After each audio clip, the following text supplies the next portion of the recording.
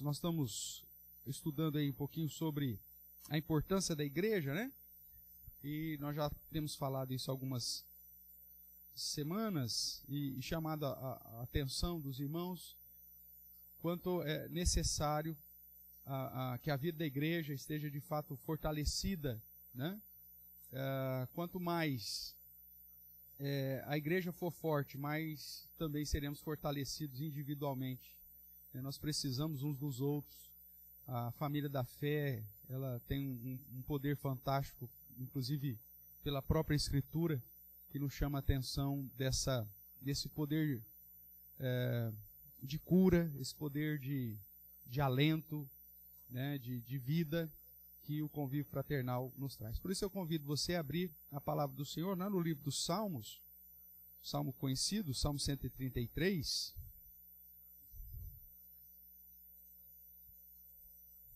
que trata justamente dessa excelência da vida congregacional, da vida fraternal, da vida em igreja. Salmo 133, dentro dos chamados cânticos de romagem, né? Mais um cântico de Davi, que exalta aí a singularidade da igreja e do propósito que Deus estabeleceu para ela. Lembrando que nós já definimos que o povo do Antigo Testamento e a igreja do Novo Testamento refere-se a quê? A dois povos distintos na visão de Deus? Sim ou não? Não, somos a mesma igreja, né? Nós que fomos enxertados aí na oliveira, depois do derramamento do Espírito Santo, mas a igreja é a mesma, a oliveira é a mesma. Deus não tem duas oliveiras distintas. Ou como nós falamos semana passada, Jesus não tem duas noivas, né? Ele só tem uma noiva. E essa noiva é a igreja, que tem tanto judeus quanto gentios fazendo parte dela. Então, a palavra do Antigo Testamento que aponta para o povo de Israel e as verdades relacionadas à vida congregacional do Antigo Testamento ainda são verdades sobre a igreja de hoje. Então, diz aí o Salmo 133. Acompanhe a leitura que farei. Diz assim: Cântico de romagem de Davi. Ó, como é bom e agradável viverem unidos os irmãos. É como óleo precioso sobe sobre a cabeça, o qual desce para a barba de Arão, e desce para a gola de suas vestes. É como o orvalho do Hermon, que desce sobre os montes de Sião. Ali ordena o Senhor a sua bênção e a vida para sempre. Amém? Nós já trabalhamos com esse salmo, né, um tempo atrás, e algumas expressões que Davi usa e que nos aponta para os benefícios dessa vida fraternal ou dessa vida congregacional. A primeira figura de linguagem que ele usa é a ideia do óleo precioso sobre a cabeça, desce para a barba de Arão, a gola de suas vestes. No nosso contexto ocidental, esse negócio parece meio nojento, né? Mas para o contexto oriental, isso era um símbolo de consagração e, ao mesmo tempo, de dedicação e de refrigério, né? Imagina o contexto de um deserto, um contexto complicado da temperatura, uma série de situações, e, portanto, essa descrição que ele apresenta, além da consagração, além da dedicação, isso trazia refrigério. Se Davi vivesse nos nossos dias, ele poderia muito bem dizer que a união fraternal é como, né, olhando aí talvez mais para as irmãs, né, é como um hidratante após o banho. Ok? Essa mesma ideia de refrigério, tudo mais, né? Ou talvez para os homens modernos, o pós-barba, né? Então aquela ideia de refrigério, aquela ideia de bem-estar, que aqui no contexto cultural deles era o óleo sendo derramado em consagração, e, né, você fala assim, pastor, um óleo derramando na cabeça, escorrendo na barba, vindo para a gola.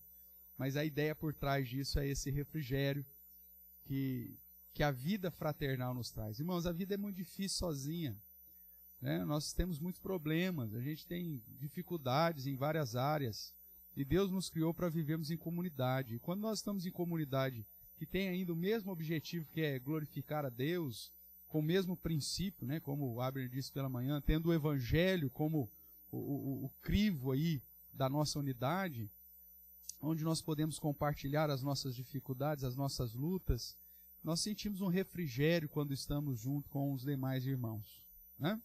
A segunda figura aí que ele vai usar, além desse óleo precioso, é o orvalho, né? No verso 3 vai dizer que essa vida de fraternidade, o viver unidos os irmãos, é agradável não só como óleo precioso, mas é agradável também como orvalho do irmão. E a ideia do orvalho é essa renovação, né? Durante o dia, o irmão é castigado pelas temperaturas, altas temperaturas, pelo clima desértico, mas à noite, quando o orvalho vem, isso traz renovação de vida, e quando amanhece, então, aquilo está tudo renovado, a expectativa de vida novamente, da restauração da vegetação. É lógico que aí vem o sol de novo, castiga, mas o orvalho vem e renova. Então esse ciclo que o orvalho trazia sobre o monte é usado aqui por Davi como uma analogia para dizer que a vida congregacional unida entre os irmãos, ela traz renovo para nós.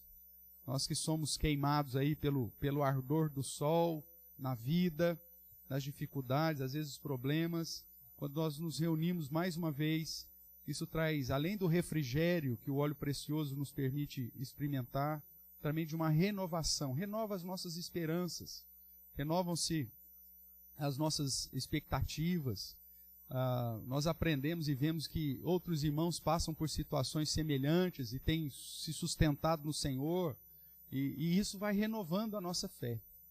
E por fim, ainda no final do verso 3, o contexto nos sugere que então ele está falando desta união fraternal, e ele diz, na última frase, né?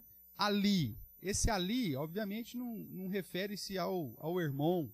Esse ali não se refere também a Arão, ou a barba de Arão, mas esse ali refere-se ao lugar apontado no primeiro versículo, que é onde os irmãos estão unidos, onde os irmãos estão congregados.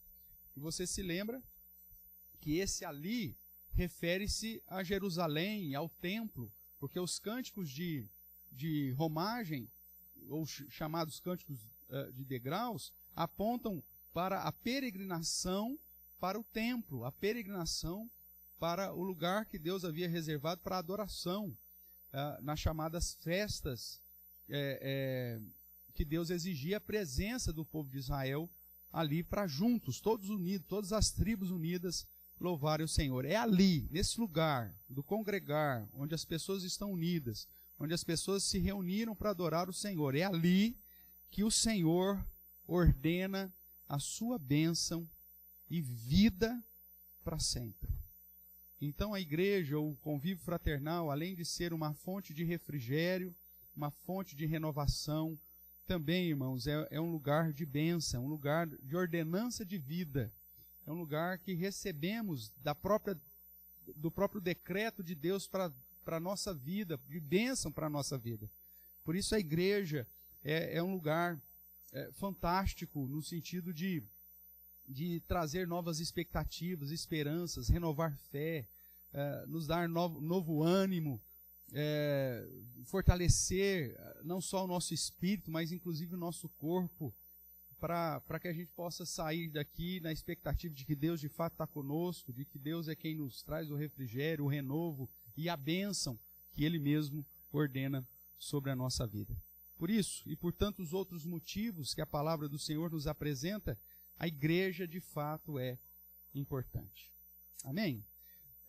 Nessa sequência, então, de estudos, né, nós vimos que Deus sempre tratou da igreja como um projeto dele, desde o início, e aí nós vimos que essa igreja, que agora é unida entre judeus e gentios, é uma só na perspectiva de Deus, e essa igreja tem uma tarefa, né?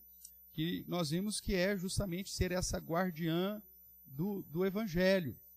Nós estudamos um pouquinho sobre essa tarefa ainda na semana passada, né?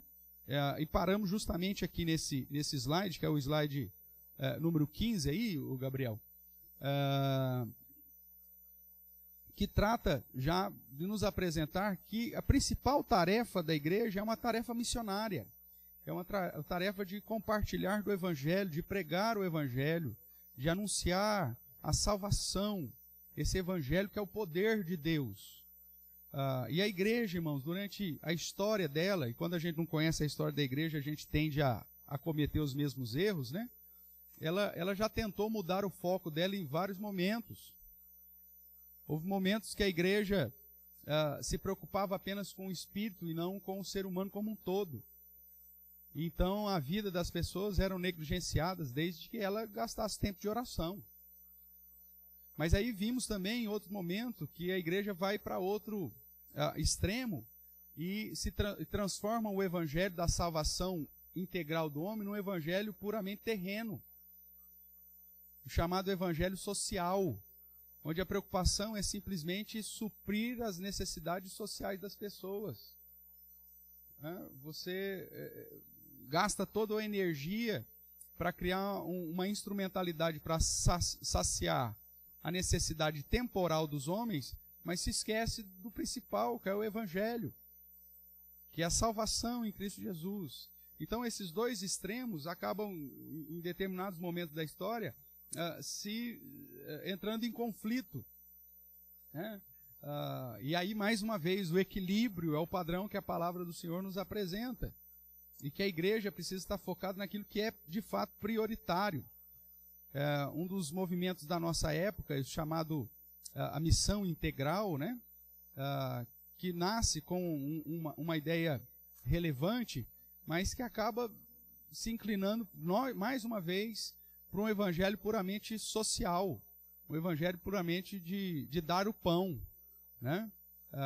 E não nos esqueçamos que durante o ministério terreno de Jesus, quando ele multiplica o pão e pede para que os próprios discípulos deem de comer àqueles que estão famintos, ele também, na mesma mensagem subsequente à multiplicação dos pães, ele vem duramente sobre aquele povo e diz que quem não comer dele, não beber dele, não vai herdar os céus. E que aquele povo só estava ali atrás de comida e de bebida, né? Só estão atrás de mim porque vocês comem e bebem. E não porque vocês querem assumir um compromisso comigo. E muitas vezes a igreja, ela perde esse objetivo, que é conduzir as pessoas à comunhão com Deus, e só fica cuidando das questões puramente terrenas. É preciso de um equilíbrio, irmãos. O próprio Senhor Jesus, durante seu ministério terreno, não tratou de todas as situações. Ele focou na sua missão. Você lembra da situação da mulher cananeia, que vivia em Canaã, que não era do povo de Israel, que veio procurar Jesus buscando uma bênção, e ele diz: olha, eu não posso dar aos cães o alimento dos filhos. E ela diz: mas os cães comem das migalhas. E Jesus fala: tá certo, então a tua bênção, a tua fé te salvou, vai. Mas ele não exerce um ministério para cuidar de todas as pessoas, irmãos. O ministério terreno de Jesus tem o foco na cruz, na sua missão, e buscar a ovelha perdida de Israel. Quando os gregos vêm procurar Jesus e os apóstolos chegam: olha, tem uns gregos aí querendo falar com você. Ele diz: o dia que eu for levantado, eu vou atrair para mim todos os povos. E nem os recebeu. A igreja, ela precisa estar focada na sua missão primordial, irmãos. Senão nós vamos ser qualquer coisa menos igreja. A gente vai ser um centro de reabilitação de pessoas com simplesmente problemas psicológicos, mas que ainda vão continuar indo para o inferno. Nós vamos continuar sendo, talvez, um centro de triagem de pessoas com problemas, sei lá, em qualquer área, mas vão continuar indo para o inferno. Nós vamos ser, talvez, um centro de distribuição de alimentos, Mas as pessoas, mesmo com a barriga cheia, vão continuar indo para o inferno. É preciso a gente focar qual a verdadeira missão da igreja, para que a gente não possa descuidar dessa função ou missão primordial. As outras coisas são adereços, mas em alguns momentos a igreja tem assumido os detalhes como sendo essencial. Ah, pastor, então significa que nós não vamos ajudar ninguém? Não vamos... Vamos! Só que esse não é o essencial, irmãos. A prioridade da igreja é a vida dentro da missão que o próprio Deus estabeleceu a ela. Agora, obviamente que dentro dessa missão que Deus estabeleceu a ela, onde você vai ensinar, discipular, instruir, você vai socorrer, você vai estender a mão. Só que muitas vezes a igreja tem se transformado, sei lá eu o quê, um banco cacique, para ajudar negativados. Esse não é o objetivo. O objetivo da igreja, a tarefa da igreja é específica em cumprir a vontade que Deus estabeleceu para ela. Ah, pastor, o senhor está falando que a igreja não vai ajudar mais ninguém? Não é isso que eu estou dizendo. Eu estou dizendo que esse não é a tarefa primordial. O próprio apóstolo Paulo nos ensina que devemos ajudar somente as verdadeiras viúvas. Não todas as viúvas. No Antigo Testamento, Elias e Eliseu resolveram o problema de todas as viúvas de Israel? O próprio texto bíblico diz que não. E aí nós gastamos muitas vezes o nosso ânimo, a nossa energia em coisas que não são essenciais, prioritárias. E aquilo que é essencial, irmãos, para mudar a nossa vida, para mudar a nossa cosmovisão e nos conduzir para estar no centro da vontade de Deus, é deixar de lado. Como uma vida de devoção, uma vida de oração, um compromisso sincero, um conhecimento exaustivo das Escrituras. Ontem eu fiquei muito feliz. Nós tivemos nosso encontro de casais. E vieram, sim, só os casais que têm problema no casamento. Vieram poucos. Então eu falei, ufa, maravilha. Porque eu coloquei lá no grupo que nós íamos estudar sobre a raiz do problema do seu casamento e a solução de Deus. Então eu entendo que se você não veio aqui buscar a resposta para isso, é porque você não tem problema no casamento e você já sabe a solução de Deus. Então eu fiquei extremamente feliz ontem. Porque nós tínhamos poucos casais. Eu falei, puxa vida, é só esses agora então que eu preciso me preocupar. Porque os outros já sabem qual que é o problema e já sabem qual que é a solução de Deus. Olha que bênção. Desculpa o meu sarcasmo.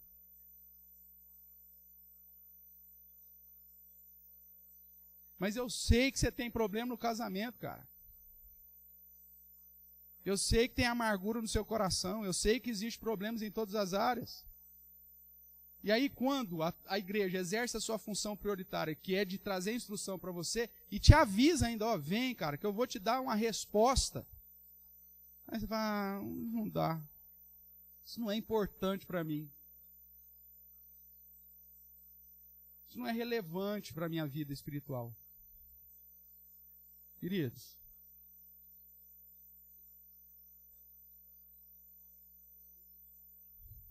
acorda, cara. Desperta. E aí, às vezes, fica brigando por umas picuinhas que não tem nada a ver, cara. Como o Abraham falou na devocional, o evangelho é o centro. Se a cadeira é verde ou se a cadeira é amarela, isso pouco importa.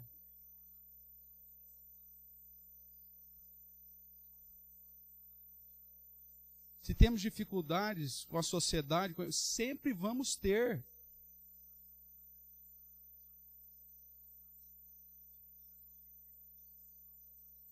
A discussão da voga e da semana, de um modo especial, é esse bendito passaporte, né? Sanitário. Irmãos, isso não é o foco, cara. Sempre teve passaporte sanitário na história da humanidade. Sempre. E mesmo que não fosse sanitário, um passaporte político. Você quer ver um exemplo bíblico disso? recenseamento romano. Você já ouviu falar disso?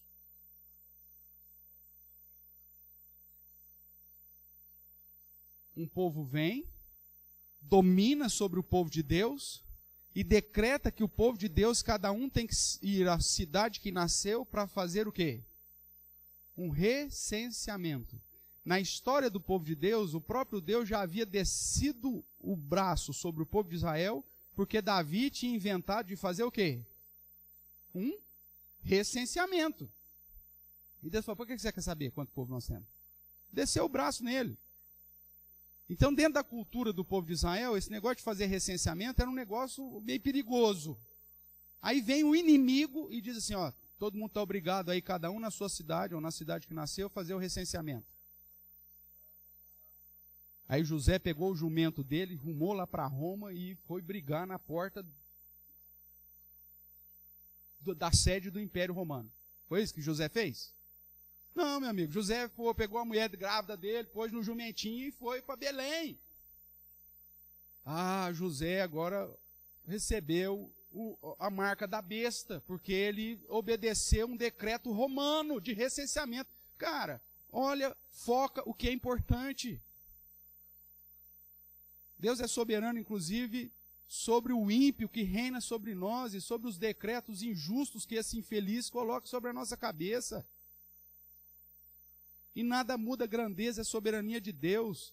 E se nós tivermos que sair para a cidade que nós nascemos para recensear, amando da besta do mar, nós vamos fazer. E enquanto nós somos, nós vamos continuar falando do Evangelho, que é a função primordial nossa.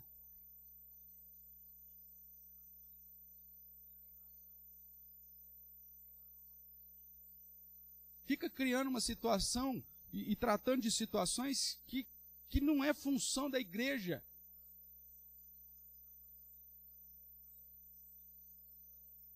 E o trabalho de evangelismo, ninguém veio.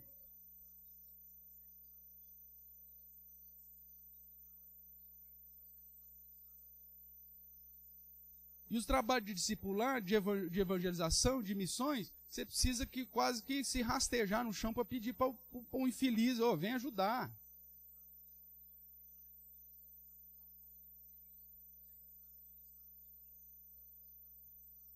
Irmãos, o que nós queremos como igreja? E se de fato ela é importante para nós? Qual que é o meu grau de investimento e de dedicação a isso? Eu tenho gastado mais tempo na internet, nas redes sociais, para defender situações que não têm nada a ver com o Evangelho. Querido, a besta que emerge do mar e da terra vão estar aí, independente da sua lutinha lá no seu Facebook.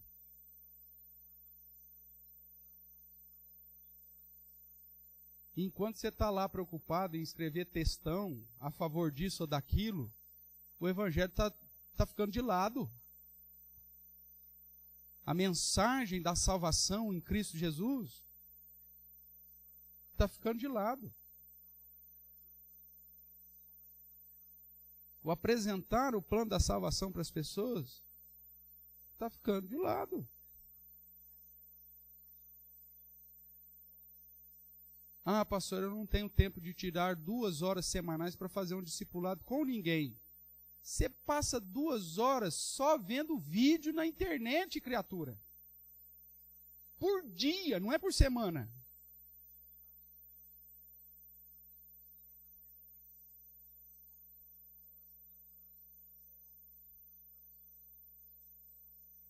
Você gasta 2 horas por dia, às vezes, brincando com o seu pet. Só atrás dele, limpando cocô, pondo água, tirando não sei o quê, raspando o pelo. Isso é importante? Ah, pastor, é importante ter cuidado dos bichinhos. Mas mais que o Evangelho? Você vai me desculpar, cara. Nós estamos olhando para o lado errado.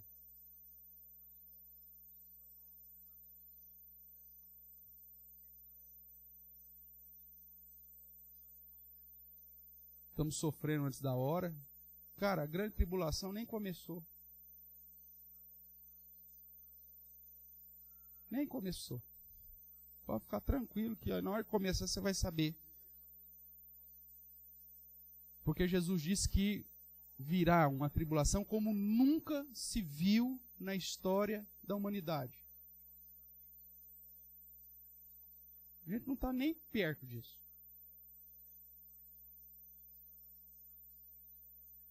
Pastor, mas aí se o decreto lá falar que não pode entrar se não tiver o passaporte sanitário. Amigo, isso aqui é móvel. Isso aqui sai do lugar. Não sei se você sabe. Preciso só de uns 2 homens fortes aqui. Eu ponho esse negócio lá na rua. Qual que é o problema, Edinho? Não pode entrar na igreja? Então tá bom, nós vamos ficar fora da igreja. Tem algum problema para você? Para mim, não. Agora, pare de colocar o foco naquilo que não é prioritário, irmãos. E a unidade em Cristo, que é essencial, nós estamos deixando de lado. Eu invejo os ímpios. E você vai entender por que eu invejo os ímpios. Toda sexta-feira, sábado e domingo, esses caras têm os programas, eles são fiéis aos programas dele. Os caras não faltam da cervejada, não falta da churrascada, não falta do jogo de futebol dele. Ele não deixa de assistir a porcaria da Fórmula 1, do campeonato de futebol. O ímpio, ele é fiel à desgraça que ele acredita. E eu invejo os ímpios. E eles, olha, e mesmo brigando, põe amigo lá, palmeirense com curitiano, eles brigam todo final de semana, mas está todo final de semana junto. Porque o objetivo deles não é o Palmeiras, não é o Corinthians. O objetivo deles é estar lá brigando. Essa é a missão dele, ir lá brigar todo final de semana. E se você tem parte da família que não é crente, você sabe a dificuldade que tem muitas vezes de você agendar alguma coisa com eles. O calendário dele já é definido, você não consegue ter uma brecha. Você vai para fulano, vem cá, vamos fazer um programa junto. Rapaz, já combinei com os amigos, não, toda sexta-feira, não, todo sábado não sei o quê, todo domingo tem rancho, todo domingo tem pedal. Pastor, tem que cuidar da saúde. Vai, cuida da saúde. Vai arder o resto da vida no inferno, saradão. Vai lá, bonitão, chicão, e fogo queimando.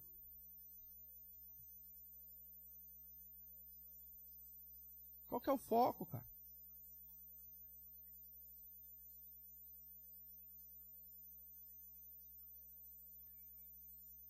Tem gente que coloca mais objetivo na vida em defender uma ideologia do que defender o Evangelho de Cristo.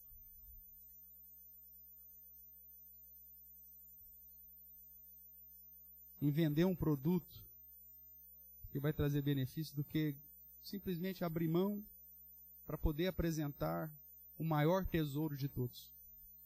Qual que é o papel da igreja? Essa é a tarefa.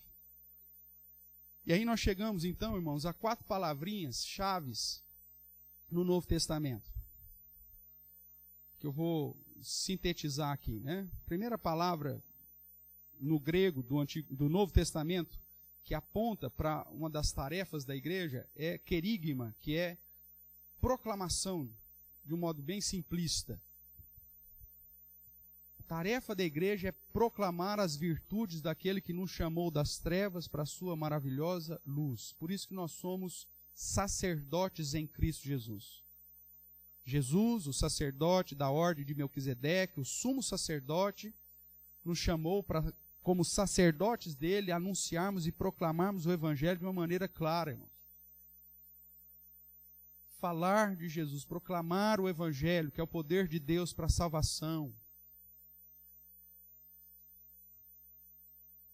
Anunciar o Evangelho como o meio que o próprio Deus estabeleceu para alcançar aqueles que ele separou para a sua própria glória. Nós só vamos alcançar os eleitos de Deus mediante a pregação do Evangelho, a proclamação do Evangelho. Se não houver proclamação do Evangelho, irmãos, nós seremos, sei lá, grupo aí de lutas sociais, políticas, econômicas e menos igreja.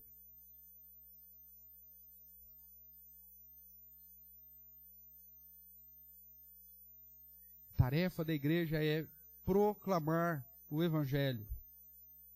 Uma outra palavrinha aí importante, no grego diaconia, que a gente usa, né? Mas que significa serviço. A disposição para servir a causa do Senhor. E aí entra como um braço, obviamente, de socorrer o necessitado, ou da verdadeira religião, como Tiago diz, de acudir o órfão, a viúva, o estrangeiro, o pobre. Só que você não pode esquecer que todo esse contexto do órfão, do estrangeiro, da viúva, é para proclamação ou para assistência aos santos. A igreja não foi chamada para ser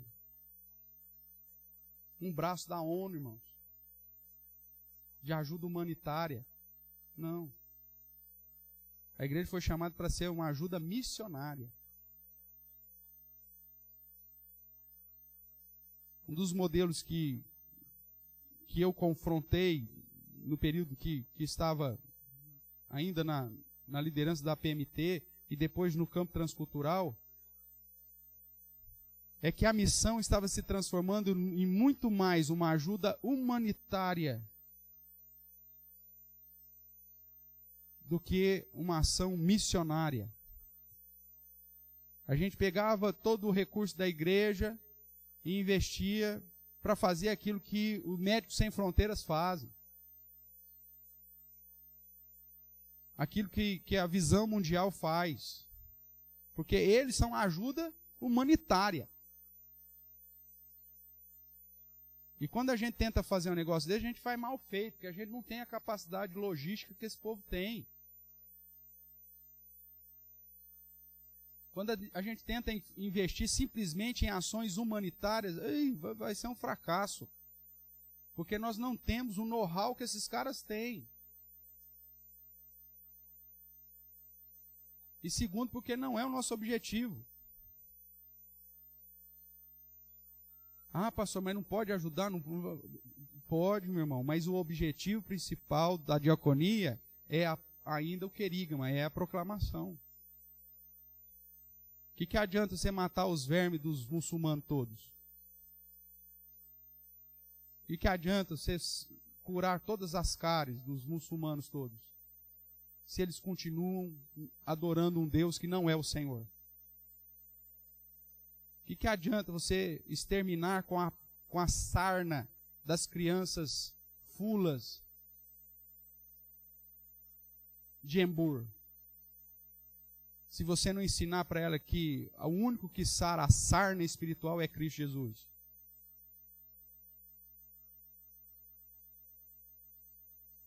O serviço, pelo serviço, não conta nada.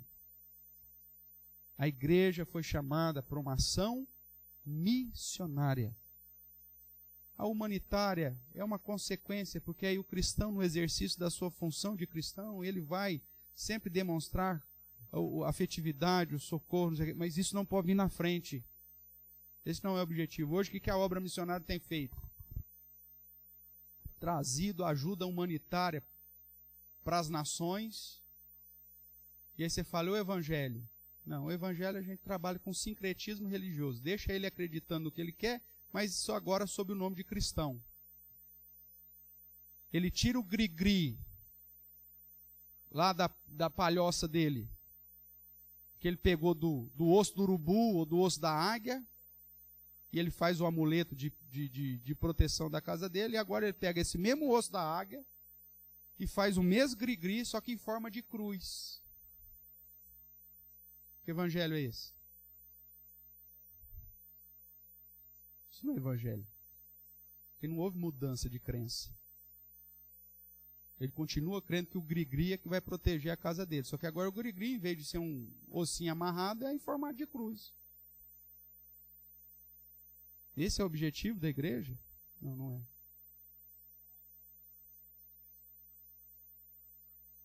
É mudar o coração desse cara e entender que a fonte de proteção dele não está no gri-gri.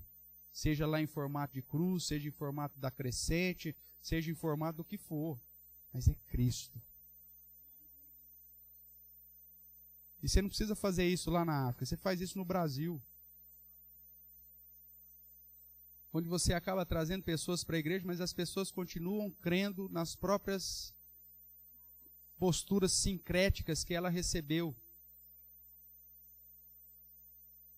Ela tira a santa e põe uma Bíblia aberta no Salmo 91. Achando que aquele objeto vai continuar abençoando a casa dela e mandando os demônios para longe dela. Isso é evangelho? Ela tira a imagem lá que ela tinha, ela tira as velas que ela tinha e agora põe um menorá. Mas não, o castiçal, né, judaico, mas não na perspectiva de decoração, na perspectiva de proteção. E acende as velinhas do menorá ainda. Isso é evangelho? Põe uma bandeirinha de Israel em casa.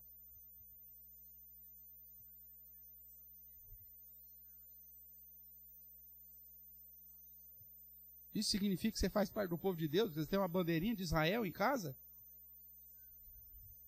Puxa vida, se o evangelho está te conduzindo a isso, que evangelho miserável é.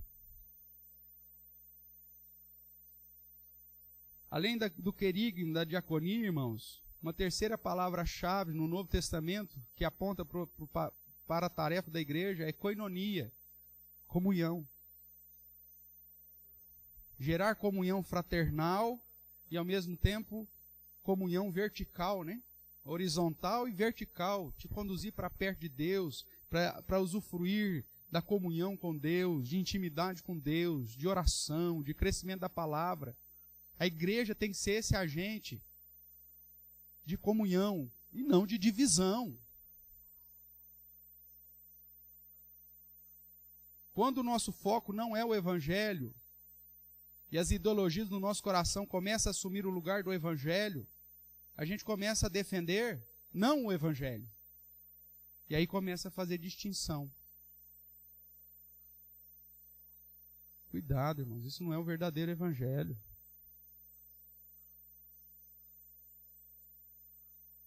O que nos une é muito maior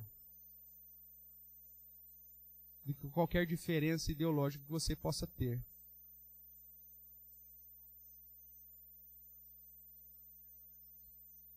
Antes de brigarmos por essas questões secundárias, nós devíamos estar nos gastando pelas questões essenciais, ralando a nossa vida por questões que valem de fato a pena. A proclamação, o serviço, buscar a comunhão. É nesse contexto de fraternidade que Deus traz refrigério, traz renovo e ordena a sua bênção. Esse é o papel. E a terceira palavra, dentro do contexto do Novo Testamento, que eu separo, são várias outras, mas eu entendo que essas 4 são essenciais, é o leitorgos, ou da onde vem a palavra liturgia, que aponta para o serviço de adoração, o culto, a adoração ao Senhor. Não adianta nada eu falar do Evangelho se eu não agregar essa pessoa em comunhão para adorar a Deus e para viver para adorar ao Senhor. E para servir ao Senhor.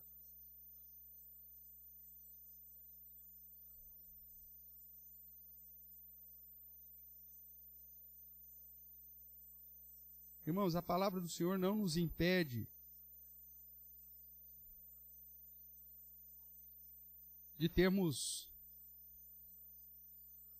convívio com descrentes. Nós não vamos chamados para vivermos numa bolha. Mas, ao mesmo tempo, as Escrituras deveriam nos incomodar de tal forma que o nosso convívio com o incrédulo ou com o descrente deveria ter como único e real objetivo apresentar do poder de Deus para ele todas as oportunidades que eu tenho.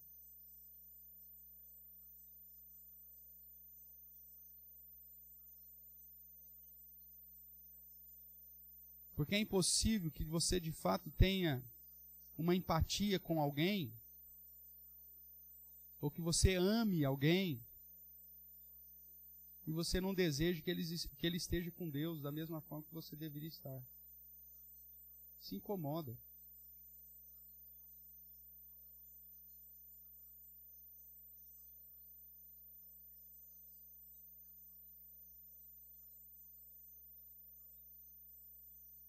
Vai chegar um momento, quando você está na perspectiva do verdadeiro evangelho, em que você vai ter que deixar claro quais são suas crenças. E é isso que se espera de você mesmo.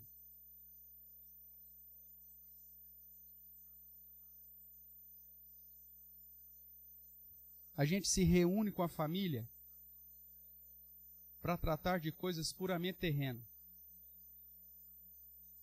Gente, marcou uma reunião, todos os irmãos. Gente, nós temos que decidir aqui porque o papai morreu. O que nós vamos fazer com o Fusca dele? O que nós vamos fazer com a traia de pesca? O que nós vamos fazer com a botina dele? Nós vamos jogar fora, nós vamos doar. Aí a gente se reúne para tratar dessas coisas terrenas. Só que nunca chegamos com a família e sentamos, gente, vamos sentar aqui que eu tenho que falar um negócio sério para vocês. Para onde nós vamos depois que morrer?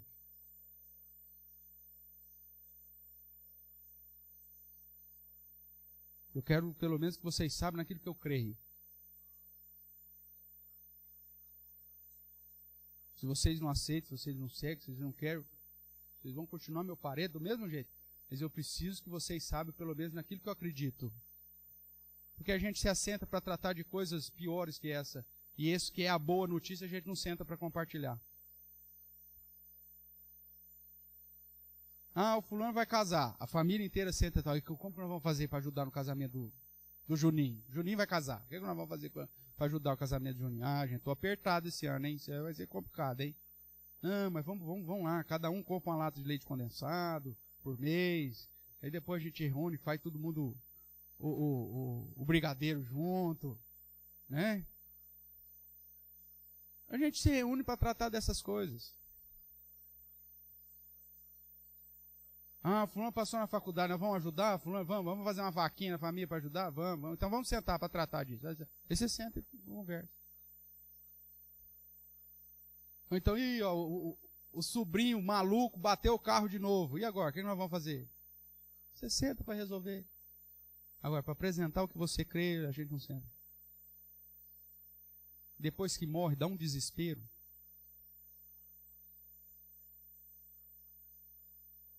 E você fala, e agora, cara? Não falei de Jesus direito para esse cara. Tratava de tudo, menos do Evangelho.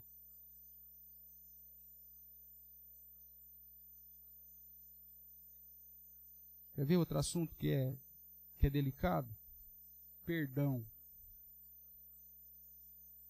Pastor, é que o senhor não conhece o meu primo. Não tem como perdoar. Aí, pensa na perspectiva de Deus olhando para você. Dá para te perdoar? E Deus te perdoou. Não consigo conviver, não consigo perdoar, não consigo isso aqui. Amigo, é base do Evangelho. Assim como o Senhor vos perdoou, perdoai-vos uns aos outros. Seja lá o que for que tenha sido feito, porque maior pecado é o nosso para com Deus.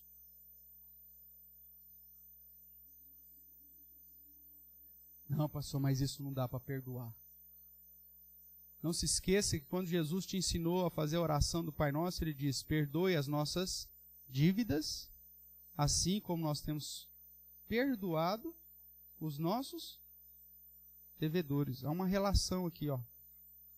Você está dizendo para Deus, Deus, não precisa me perdoar se eu não perdoar.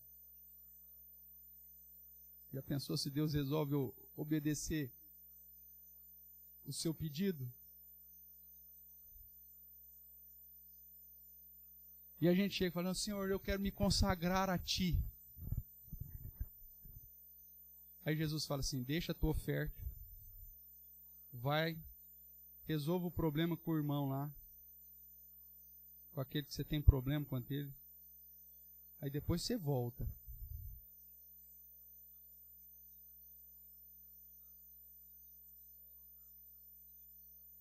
Irmãos, perdoar não significa que você vai aceitar a prática do cara. O seu perdão não é um aval para o cara continuar na prática de pecado dele, porque você tem que falar o que tem que ser dito. Mas a prática do perdão independe se o cara se arrependeu ou não. Da sua parte, o que se espera é diferente.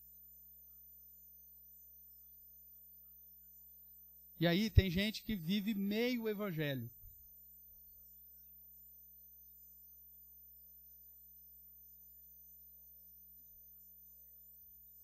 Não usa essas palavras como instrumento da igreja, porque você é a igreja. Nós já vimos isso. E você, como igreja, irmãos, você tem que proclamar, você tem que servir, você tem que ser instrumento de comunhão e de adoração.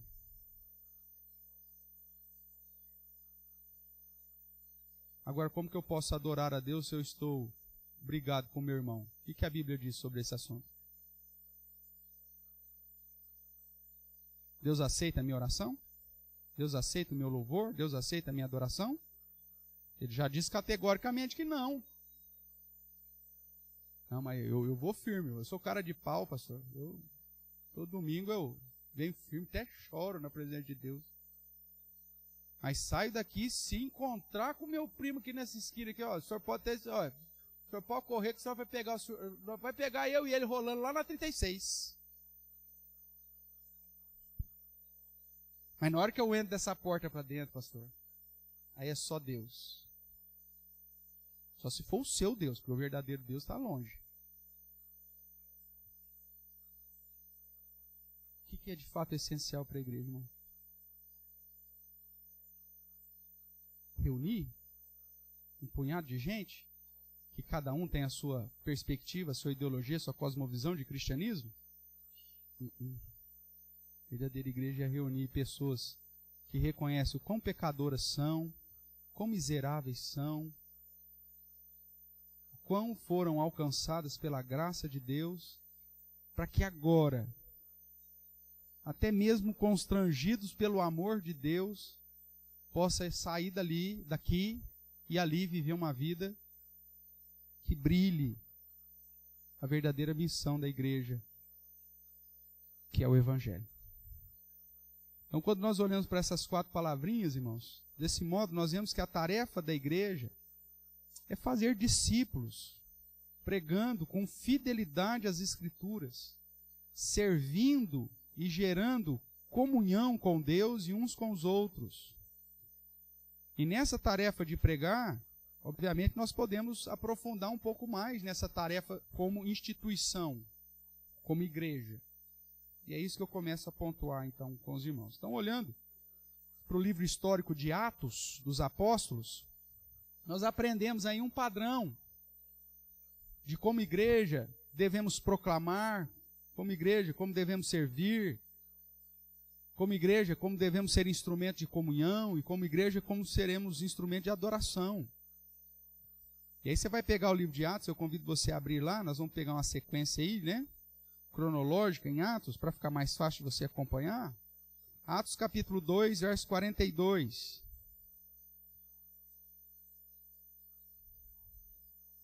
E apesar de eu ter sintetizado aqui, nós vamos aprofundar um pouco mais.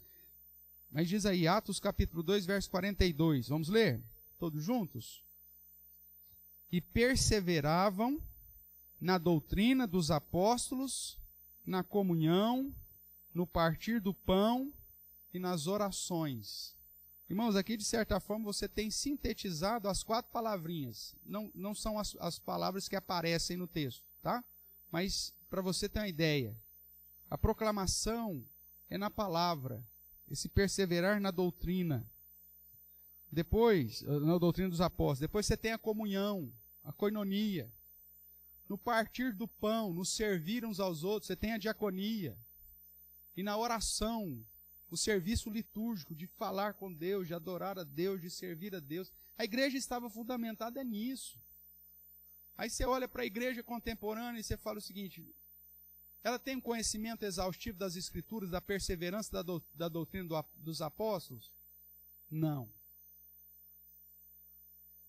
Ela tem sido instrumento para gerar comunhão? Não. Porque fica brigando com picuinha, com coisas que não vai levar a lugar nenhum. Ela tem partido o pão? Também não. E ela tem perseverado nas orações? Como igreja? Aí, vem aqui de quarta-feira, 7h30 da noite, você vai ver. Pastor, não tem condição, esse horário eu estou trabalhando. Tá? Então, vamos pensar um outro horário aí, alternativo, para aqueles que não podem de quarta-feira, 7h30 da noite. Mas vamos ter um tempo para perseverar em oração. Não, pastor, nem dá essa ideia, porque não dá. Não dá. Porque eu já tenho os meus horários, o meu calendário é, complicadão, difícil.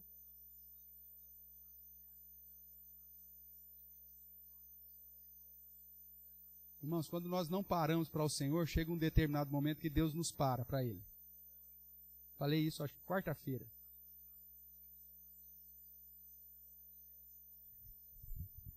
Quando você pega Covid, você não tem que ficar 7 dias em casa, sem fazer nada. E a agenda? Cadê a agenda? Que é tão importante. Você não deu um jeito? E olha que agora são 7 só, porque no começo era 15 dias.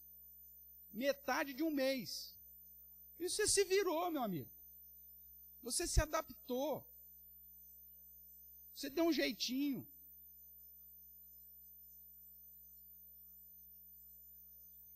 É a mesma coisa que eu falo, às vezes, para ir visitar pai e mãe, né? A gente nunca tem tempo para visitar pai e mãe. Ah, pastor, minha vida é muito corrida, não dá para visitar pai e mãe. O dia que morre, você vai.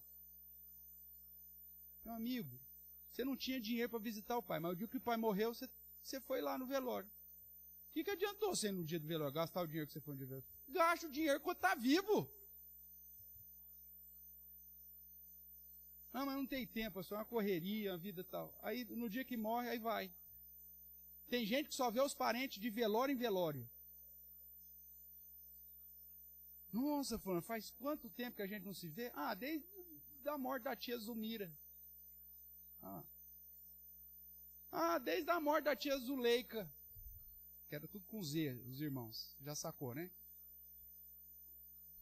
Nossa, e faz tempo, hein, que a Zenaide morreu. Então, foi. Meu menino tinha 3 anos. Nossa, faz tempo que não morre gente na família. Que bom, né? Só se vê no dia que morre. Porque no dia que morre, dá um jeito de ter tempo. Você desmarca tudo para ir no velório. Agora, e para tratar do Deus vivo? Não tem tempo. Ih, pastor. Quando quer. Não quero constrangê-lo, né? Mas eu não vou falar o nome, mas você sabe de quem que eu estou falando. Mutirão de sábado. Nós viemos para a gente estar tentando acabar definitivamente com as pombas, né?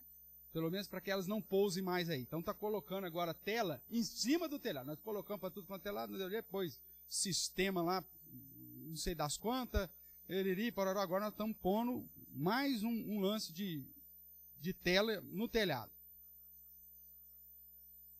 Aí você fala, meu Deus, corrido, calor terrível, subi lá, tarará. Aí chegou eu aqui, manguinha comprida, luvinha, bonezinho, tal, para servir. Nem se for para ficar embaixo aqui. Fulano, traz água para mim. Opa, vou lá pegar. Fulano, pega uma sacola para mim. Aí conversando com um dos irmãos que vem, falou, não, eu já corri 8 quilômetros antes de vir para o mutirão. E agora depois, amanhã é 20. Aí eu olhei pro Paulo que estava comigo, falei assim, meu Deus do céu, se eu andar 800 metros agora, eu caio e nunca mais levanto. Ele deixou de fazer o que tinha que fazer? Não, mas ele acordou mais cedo para correr os 8 quilômetros dele. Quando você quer, você faz.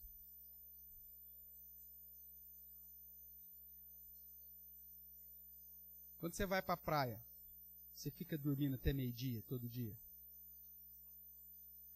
Não, você quer acordar cedo para fazer o quê? Aproveitar o mar. Sim. O moleque que você tem que jogar um balde de água gelado nele para ele levantar para ir na escola. Quando você abre o olho, o moleque já está até com caçunga. Juninho, onde você vai? Mãe, vamos, mas não nasceu o sol ainda. Não, mas nós pega ele lá. Quando você quer, você faz. Depende de onde está o seu coração.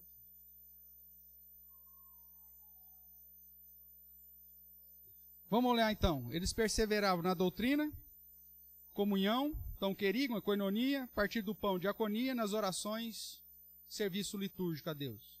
Essa é a essência da igreja. Se essas 4 palavras não fizer parte da sua vida, meu irmão, alguma coisa está errada. Se você não viver para proclamar, se você não viver para servir, se você não viver para gerar comunhão e para adorar ao Senhor, servir em adoração, liturgia ao Senhor, alguma coisa está errada. Você não entendeu o Evangelho. O que mais? Atos 2:44. Todos os que creram estavam juntos e tinham tudo em comum. Mais uma vez a ideia da comunhão, koinonia. Atos 2:47. Louvando a Deus, liturgia, leitorgós, né? Louvando a Deus e contando com a simpatia de todo o povo. Enquanto isso, acrescentava-lhes o Senhor dia a dia os que iam sendo salvos.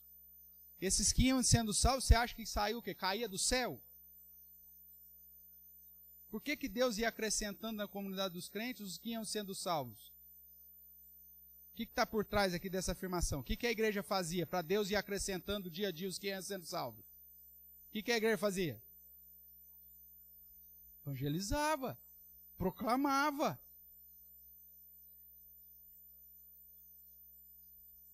Só existe um meio das pessoas serem alcançadas: ouvir o evangelho da salvação, irmãos.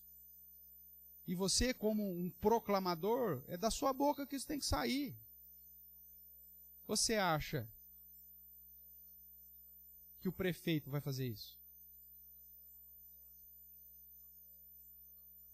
Não é função dele, para começar.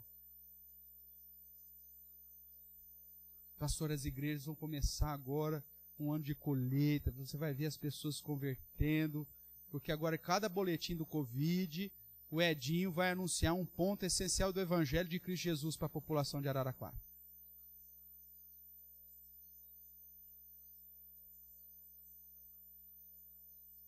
Pode até ser que isso aconteça, porque a Deus não existe impossível. Mas na perspectiva humana é mais fácil Jesus voltar.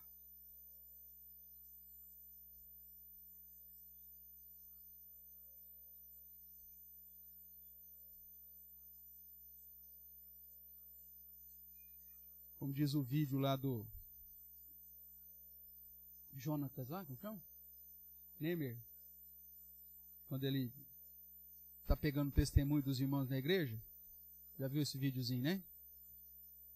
O cara saiu das drogas, o outro saiu do adultério, o outro era assassino, tinha matado não sei quantos, e agora está em Cristo. Aí todo mundo, amém, amém. Aí o outro lá deixou o lulapetismo.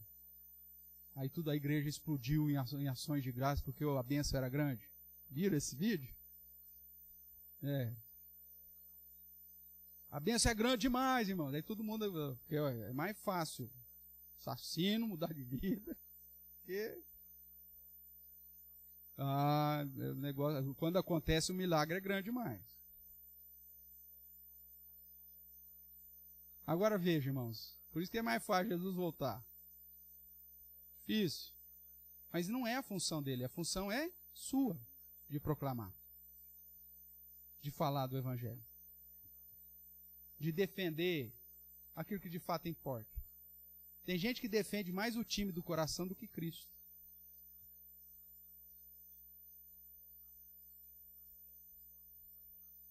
Atos. Outra coisa ainda aqui em Atos 2,47, né? Contando com a simpatia de todo o povo. Irmãos, agiam de tal forma com sabedoria que as pessoas, mesmo aquelas pessoas que não abraçaram o evangelho, olhavam para a comunidade dos que crentes e falavam assim: esse povo aí é diferente.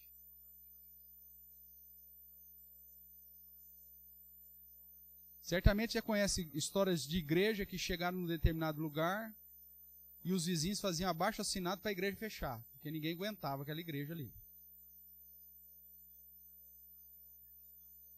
Lá em Barretos, começaram uma igreja pentecostal. Aí o vizinho da frente, era na esquina, o vizinho, como se fosse aí na escola aí. Aí o vizinho pôs uma placa assim, mandou fazer uma faixa. Deus não é surdo. Parem de gritar.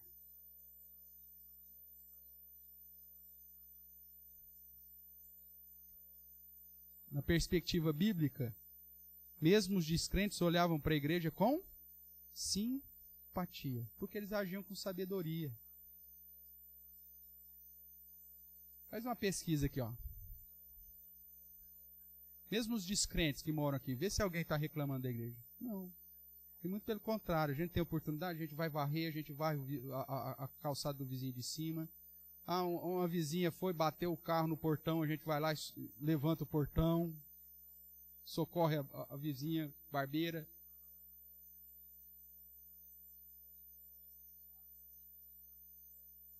Sério, isso aconteceu. O vizinho, eu ponho lixo na minha calçada, o lixeiro não vê. Eu posso pôr na sua calçada? Pode pôr na calçada. Vem, põe na calçada.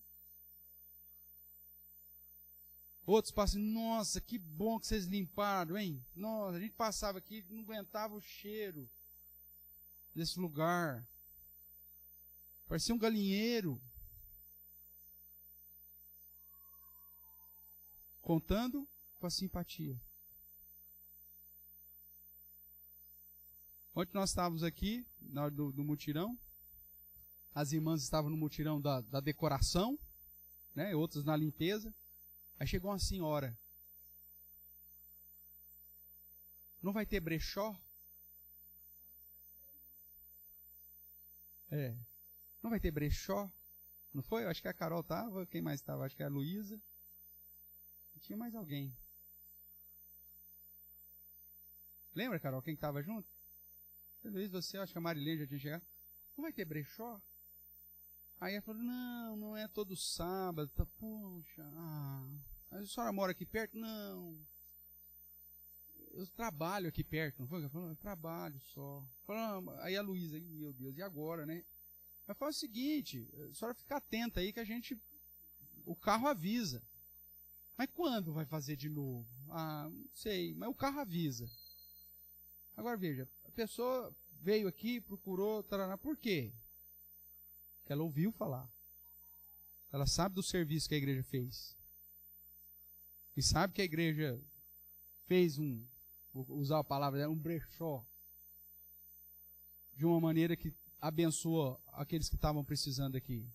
50 centavos, R$1. Não é assim? Simpatia do povo. Senão as pessoas não procuram.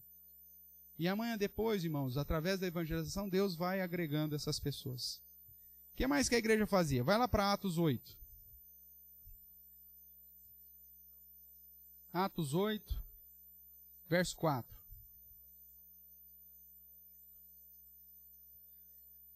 A igreja estava sofrendo já perseguição, tinha acabado de matar Estevão, e aí ela começa a ser dispersa. O verso 4 vai dizer, entre mentes, os que foram dispersos, iam por toda parte, fazendo o quê? Então, aonde eles pregavam? Em todos os lugares. Debaixo de perseguição.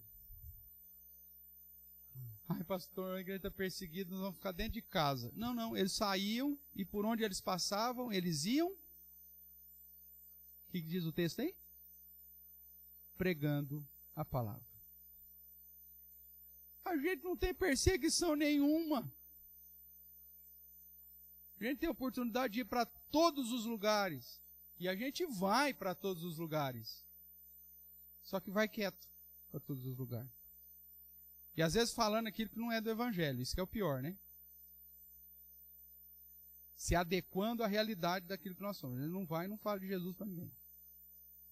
A igreja, sob perseguição, não perdeu o foco. O foco era proclamar. Então, por onde eles iam, eles continuavam pregando a palavra.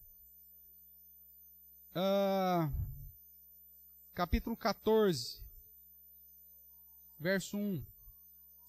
Que é a mesma ideia que o Atos 3 vai nos chamar a atenção. Eles se reuniam no templo, né? Então, no capítulo 14, verso 1, você tem Paulo e Barnabé dizendo: em Icônio, Paulo e Barnabé entraram juntos na sinagoga judaica e falaram de tal modo que veio a crer grande multidão, tanto de judeus como de gregos. Eles pregaram, inclusive na igreja, na sinagoga, porque ainda não tinha a ideia da igreja cristã.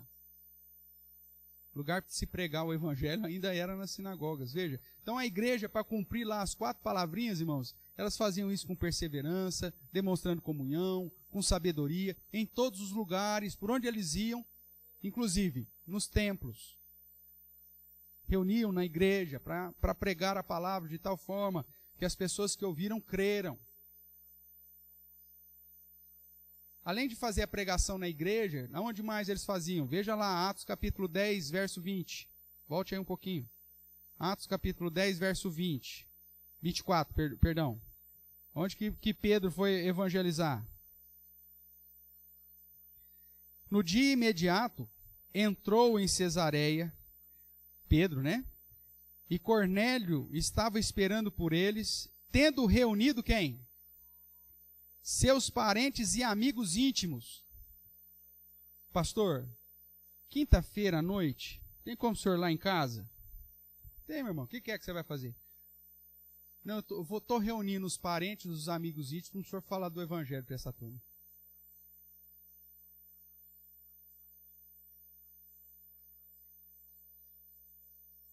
Você já fez isso alguma vez na vida? Comigo nunca.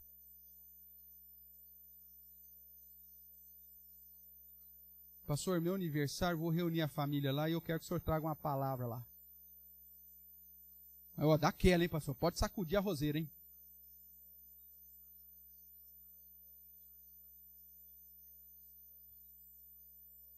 Nem nessas oportunidades você usa, cara. Quando o cara está na tua casa, e se o cara não gostar do que ele ouviu na sua casa, você está na tua casa, ele está fora da casa dele, ele que fica, morde os dentes lá e sai depois com raiva do seu. Mas você está na sua casa. Então, pessoal, reuni vocês aqui, trouxe aqui esse gordinho aqui para falar um negócio para vocês aí. Tranca a porta, pronto. Talvez seja a única oportunidade que o cara tem de ouvir. Aí depois nós vamos cantar parabéns aí, cortar um bolinho aí. E boa. Tá bom? Pronto. A igreja, ela usava das oportunidades para fazer a sua função principal. O problema é que hoje a gente reúne a família para fazer coisas que a gente não pode fazer junto com os crentes.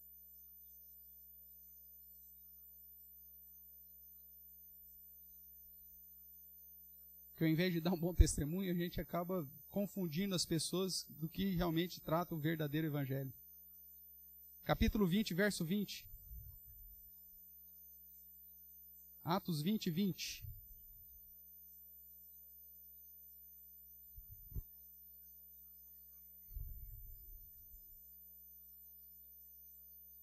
Vou ler aqui. Paulo está falando, a partir do 17, diz assim: de Mileto mandou a Éfeso chamar os presbíteros da igreja, e quando se encontraram com ele, disse-lhes: vós bem sabeis como foi que me conduzi entre vós em todo o tempo, desde o primeiro dia em que entrei na Ásia, servindo ao Senhor com toda a humildade, lágrimas e provações, que pelas cidades ou ciladas dos judeus me sobrevieram, jamais deixando de vos anunciar coisa alguma proveitosa, e de vô-la ensinar publicamente, ou seja, na igreja, e também casa em casa.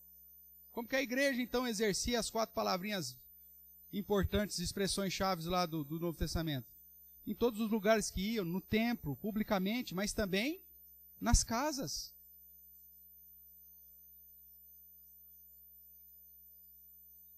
Oportunidade para convidar os vizinhos, para falar do amor de Deus.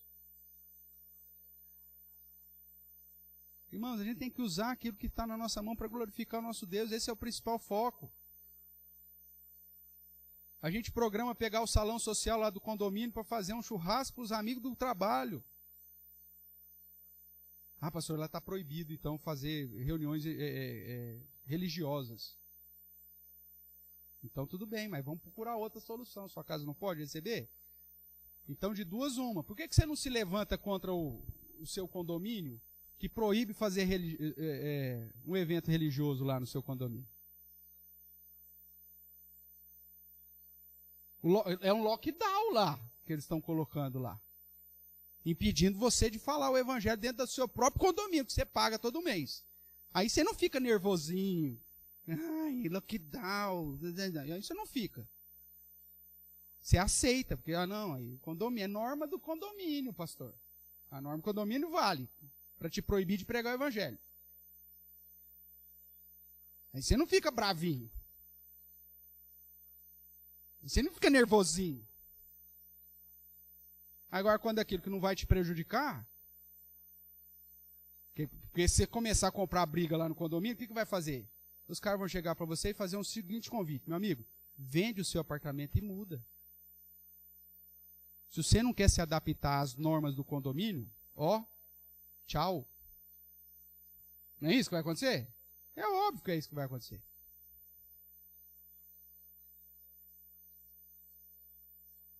Irmãos, brigue por aquilo que vale a pena. E não se condene naquilo que você aprova. Se você resolver brigar por uma coisa, então não se condene naquilo que você aprova. Se você briga por um negocinho que você acha que é certo, então briga por tudo. Seja coerente com a sua luta. Pare de pagar imposto. Opressão da besta do mar. Para de pagar imposto, sabe o que vai acontecer contigo? CPF cancelado. Você vai ter que morar na lua. Tá bom? Se você é funcionário público, olha, não caiu o pagamento. Seu CPF foi cancelado, você não paga imposto de renda. E aí a conta bloqueou. Você não vai receber mais. Agora, esse tipo de briga você não entra. Aí nesse tipo de briga, aí você fala assim, não, pastor, dai a César o que é de César e a Deus o que é de Deus. Porque é conveniente para você dar a César o que é de César. Vai brigar, briga direito. Vai falar grosso, fala grosso direito. Agora, quando é pimenta no olho do outro, aí é fácil você comprar a briga. Não é você que vai levar a burdoada. Seja coerente com as suas brigas. Agora, a briga essencial, essa faz tempo que eu não estou vendo ninguém brigar, hein? A briga que se espera brigar, essa faz tempo. Cuidado, irmãos. Cuidado. O evangelho, como foi dito aqui de manhã, é o nosso foco principal. Agora, não o evangelho também segundo o seu entendimento daquela fatia do evangelho que você acha que é certo. É o todo. Olhe para Cristo. Atos 17, 17.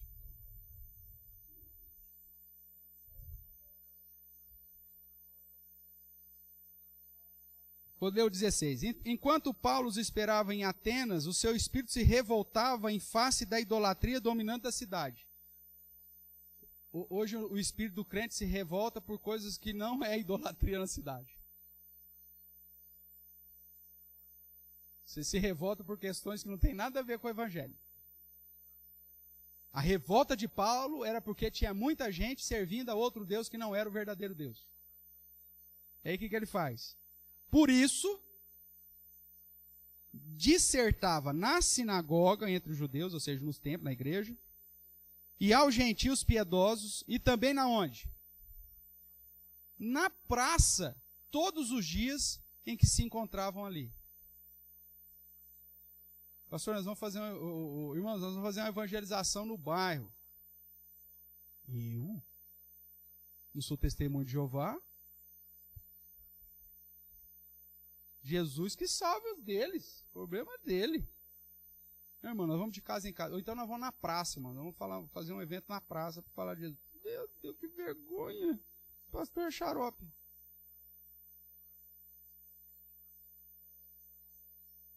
O padrão da igreja era esse. Todos os lugares, na igreja, nas casas, na praça, com grupos específicos. Veja aí, 17, 16, né? 17, 16. Qual que era o foco deles? Os idólatras. Nós vamos falar contra a idolatria. Um grupo específico. O que mais? Atos 18, 31.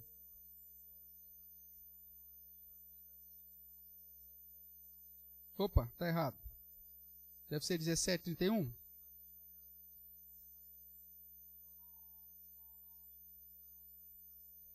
Não. Esse texto aí eu digitei errado aí, irmãos.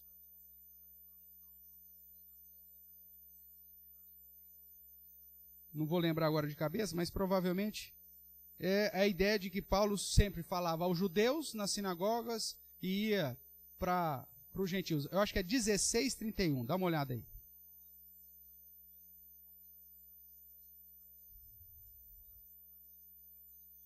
Também não.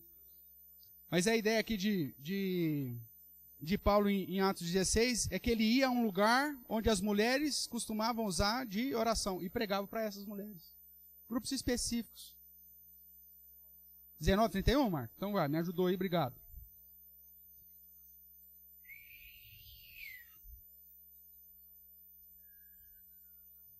Teatro, né? Isso. Então, Atos 19:31. Também as iarcas que eram amigos de Paulo mandaram rogar-lhe que não se arriscasse indo ao teatro. Mas ele ia para todos os lugares, irmão. Aonde tinha gente, ele ia. E falar para gente específica.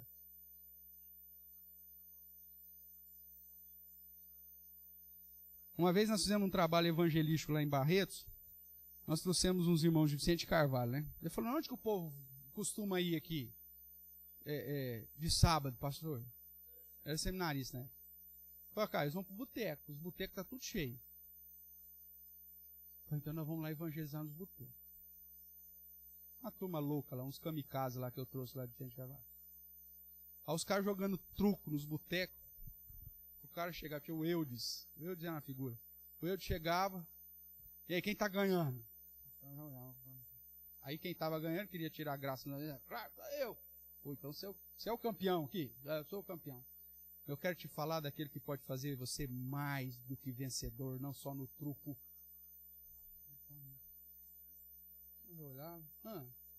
Você conhece Jesus de Nazaré, meu amigo? Já distribuí as folhetas. Nós vamos fazer um culto aqui daqui 1 hora ali na praça. Para o truco aí, só uma horinha. Vai lá ouvir a mensagem que nós temos para você. Você vai ser mais que vencedor. E você que já está perdendo, meu amigo, a solução é melhor ainda. Pronto. Cara, você já imaginou separar uma partida de truco no boteco? Isso dá morte, cara. Só um corajoso para fazer um troço desse. Mas ele ia lá, no boteco. Meu pai era policial na época, meu pai falou assim, nossa, vai dar morte. Mas o cara ia lá. Maurílio. Dia 31 de dezembro. Onde está o povo? Praia. Réveillon. Iemanjá. Ele falou, vou lá. Levou uma tenda branca, armou na praia. Tenda do pai Maurílio. Fazia fila. Entrava lá dentro, ele falava do evangelho. É louco. É desses que Jesus gosta, meu amigo, desses doidos, que aproveitam a oportunidade.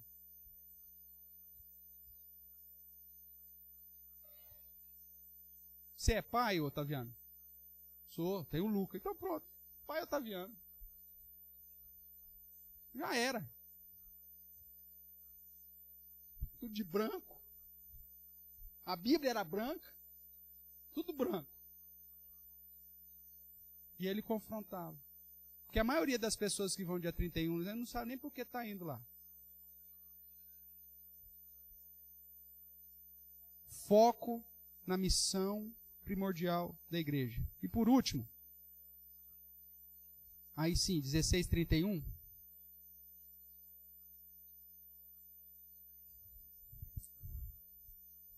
Esse aqui, eu não sei se o 18 não seja esse aqui, viu, Marco? Mas vamos lá.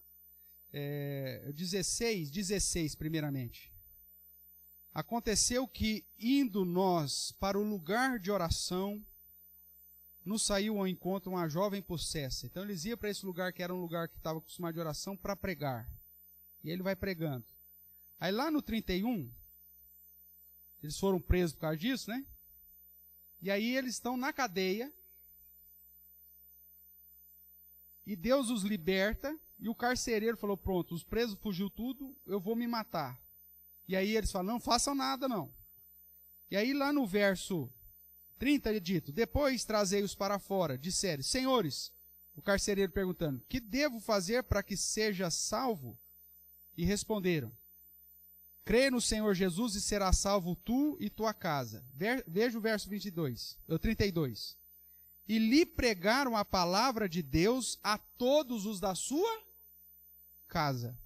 E naquela mesma hora da noite, cuidando deles, lavou-lhes os vergões dos aceites, e a seguir foi ele batizado e todos os seus, pregando de casa em casa, para famílias inteiras. Foi assim com Cornélio, foi assim com o carcereiro, foi assim com vários outros. Você tem pelo menos 5 registros em Atos da evangelização nas casas, e casas inteiras se convertendo e sendo batizadas. Foco naquilo que é prioritário. Proclamação, serviço, comunhão e adoração. O povo vivia para isso, irmãos. Essa é a tarefa da igreja. Perguntas?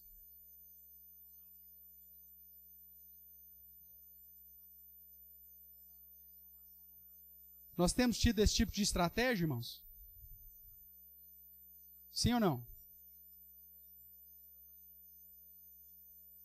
Podemos aplicar esse tipo de estratégia? Claro que podemos.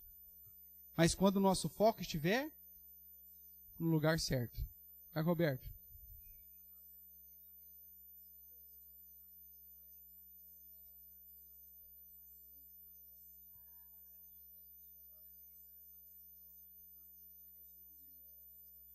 Não, esse comentário saiu no grupo. Eu não estou tratando de nada particular aqui, Roberto. Então, ótimo.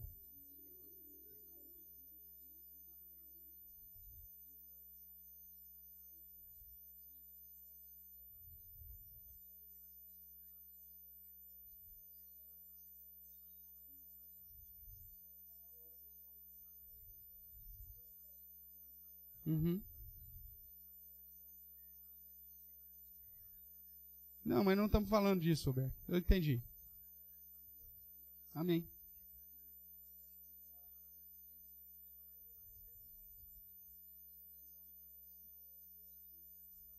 Não, mas nem criou. Tá? Tá, mesmo porque a maioria dos irmãos aqui nem sabe. Quem não está no grupo dos homens nem está ciente disso. Por isso que eu não queria nem tratar disso, porque não é uma questão particular. 90% da igreja não sabe nem do que você está falando.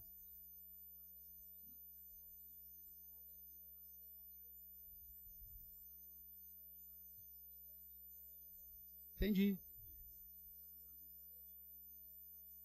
Não, amém, amém, irmãos. Eu acho que...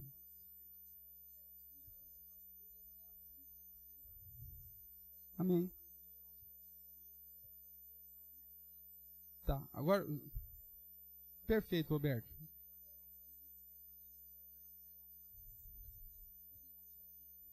Amém.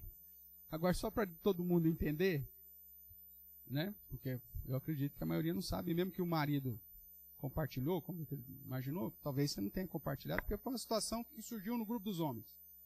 Nós colocamos a informação que haveria audiência pública sobre a questão do passaporte sanitário.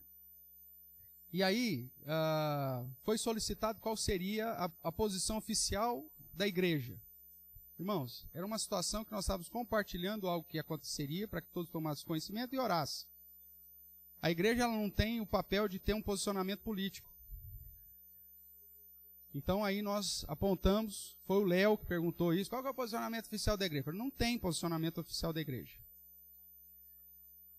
Mas o meu posicionamento é que eu coloquei a situação, primeiro, para nós orarmos por ela, tomarmos conhecimento por ela, mas ao mesmo tempo a igreja, a hora de se manifestar é agora, porque depois que o negócio aconteceu, não adianta a gente falar. Se vai ter uma audiência pública agora, o horário da gente se manifestar é agora. Só que ao mesmo tempo a igreja ela tem um padrão de seguir diretrizes que o governo vai tratar. E que nós vamos usar os argumentos e os meios legais necessários para correr atrás dos nossos direitos. Aí essa gerou uma interpretação, então quer dizer que a igreja vai pôr um diácono na porta da igreja, proibindo as pessoas que não se vacinaram de entrar na igreja? O Abner perguntou isso. Aí eu falei, ele pôs inclusive assim, estão sendo traduzindo em miúdos ou tornando de maneira clara, é isso que vai acontecer? Na interpretação dele. Aí eu disse, não. O que eu disse de maneira clara é que se isso acontecer, a igreja vai usar os meios legais e as maneiras corretas para correr atrás de uma argumentação e tentar refutar o que tem que ser refutado. Que é o papel que a igreja tem que fazer.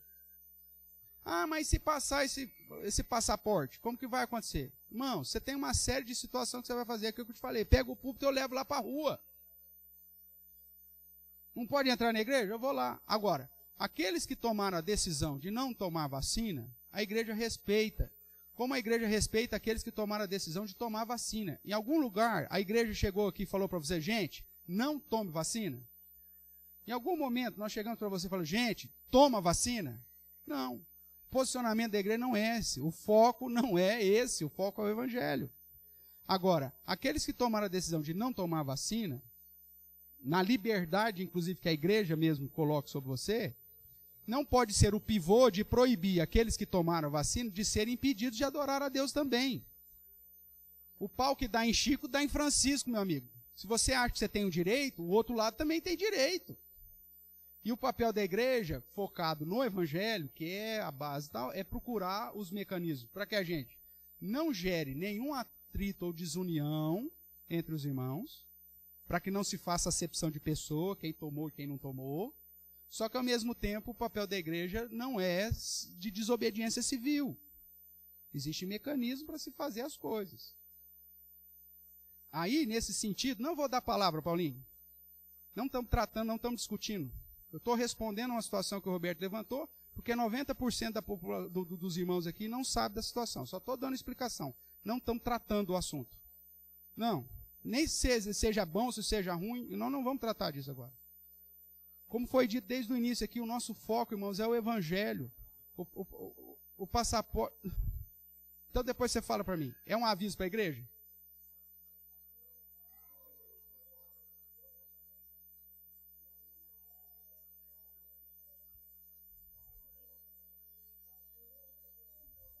Mas não era para tratar. A questão é o seguinte, quando se foi colocado no grupo, irmãos, o objetivo do grupo de homens da igreja não é tratar sobre política. Como nenhum outro grupo da igreja é. O objetivo, se acontece uma situação, lógico, que vai envolver a igreja, o objetivo do grupo, dentro de uma perspectiva cristã, é dobre o seu joelho e ore. Se a gente coloca lá amanhã, depois, e às vezes vem alguns fake news, né, que nem precisa colocar, o pessoal coloca, a gente nem se manifesta, porque depois todo mundo vai descobrir que é fake news. Ah, a Bolívia proibiu o evangelho, tarará, o trem já caiu. Mas tem gente que ainda 10 anos depois fica... A gente continua, o objetivo é, continue orando. Irmãos, o nosso foco não é tratar de questões políticas. Ah, mas se não tratar de questões políticas, eles vão proibir o evangelho. Meu irmão, vai proibir de qualquer jeito. Você não entendeu ainda? Vai chegar uma hora, meu amigo, que a sua fé vai ser confrontada claramente. E nada que você fizer ou que façamos como igreja vai mudar a diretriz que a besta do mar vai colocar em prática. O que a gente não pode permitir é que essa situação se torne uma situação que gere desunião do corpo. Você veio aqui orar na quarta-feira da audiência pública? Você veio aqui buscar?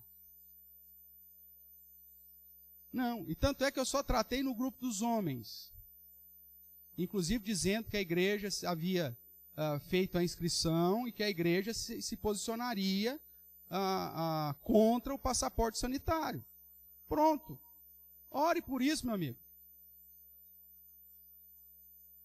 Ah, mas agora existe o passaporte para evento religioso, então não pode convidar. Meu amigo, por culto não tem passaporte nenhum, nós vamos continuar. E se tiver passaporte, nós vamos usar todos os meios legais para tentar derrubar o passaporte ou usar mecanismos que a gente pode usar. Um simples que eu te falei é colocar o púlpito lá na calçada e eu vou pregar de lá, ué. Pronto. O que não pode, irmãos, é que as situações políticas venham querer ditar normas para práticas religiosas e do convívio fraternal. Antes de você se preocupar com isso, se preocupe em saber como que estão as famílias da igreja, orar por elas, em visitá-las, em fazer a koinonia que a gente falou aqui, a diaconia que a gente falou aqui, a proclamação, o querigma que nós falamos aqui, o leitor gozo, o serviço a Deus. Tem gente, não é o caso, né? Uma vez que o Roberto se colocou aí, falando disso, e ele já conversamos, o objetivo dele de defesa da fé, porque ele ama a igreja, todos nós amamos. Mas tem hora que não edifica. Aquela briga não edifica, porque nós não sabíamos nem o que ia acontecer. Por que eu vou brigar? Porque lá em 2082, irmãos, escuta aqui, 2082 vai ter um negócio complicado. Aí nós já vamos brigar com isso agora? Você não vai estar nem vivo em 2082. Então espera o problema acontecer para depois a gente tentar resolver. Não adianta tentar resolver antes. Então esse bom senso é um padrão. Essa moderação é um padrão. E o foco naquilo que é importante é o padrão. E o que é o importante? O evangelho. Porque se amanhã depois os caras proibirem alvará para a igreja, a gente devolve o prédio para quem é dono. Vende as cadeiras no OLX. Não tem problema nenhum, meu amigo. Aí vão continuar sendo igreja, sei lá eu, debaixo da figueira. Reunida na casa não sei de quem. No meio do mato, se for o caso. Agora, não coloque como algo definitivo situações que não são essenciais. É só isso que eu peço.